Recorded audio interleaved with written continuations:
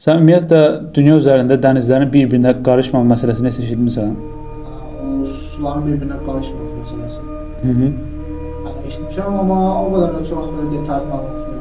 Ha, onda belə deyim, ümumiyyətlə tam qarışmırlar, yox, qarışırlar əslində. Amma aralarında bir sədd var, sanki böyük bir hissəsinin qarışmasının qabağını alır. Bu mövzunun Quranla birbaşa elə bir əlaqəsi var ki, birinci dəfə işləyəndə deyirdim ki, doğrudan bu qədər ola bilər yəni. Ümumiyyətlə mövzuya girəsi olsam, dəniz araşdırmalarında tanınan biri var. Kapitan Jack Cousteau'dadır. Lord ilə desəm, bu adam bəzi dəniz tədqiqatçılarından belə bir iddia eşidir ki, elə dənizlər var ki, onların qovuşduğu yerlər bir-birinə qarışırmış kimi görsənsə də əslində aralarında bir sədd var. Tam qarışmırlar. Həmin bu görünməzsə dənizlərin bir-birinə o tam qarışmasının bir növ qarşısını alır. Bunu araşdırandan sonra da nəticədə görürlər ki, məsələn, Aralıq dənizinin özünə xas duzluluğu və içində özünə xas canlılar var. Ondan sonra Aralıq dənizi ilə kəsişən Atlantik okeanını da tədqiq edəndən sonra görürlər ki, onun da eyni özünə xas duzluluğu və içində özünə xas canlılar var. Halbuki bu iki su hövzəsi Cəbəlütariq boğazında birləşirlər. Amma belə ümumiyyətlə tam qarışmırlar. Aralarında elə bir dənə görmədiyimiz bir divar var, bir dənə bariyeri var. Elə həmin bu səddin adına da Haloklen bariyeri deyilir. Ondan sonra eyni buna bənzəyən hadisənin kəşfi 1960-cı ildə Aden körfəzi ilə Qızıl dənizin birləşdiyi yerdə də yaşanır. Demək olar heç biri tam olaraq bir-birinə qarışmır. Gün keçdikcə də bununla bağlı daha çox kəşflər olunur.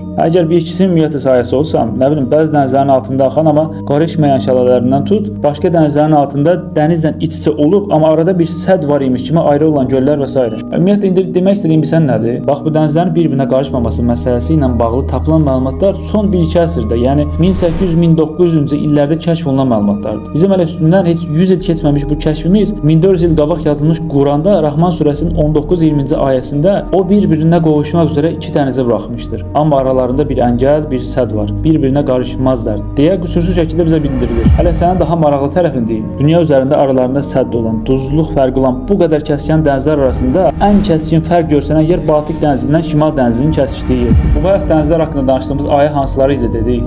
Rahman suresi 19-20. Hə, 55-ci surə Rahman surəsinin 19-20-ci ayələri. Telefon üstündədir. Bir dənə xəritəni aç. Xəritədə bax gör 55-19-dan 55-20 olan konum ümumiyyətlə hara düşür?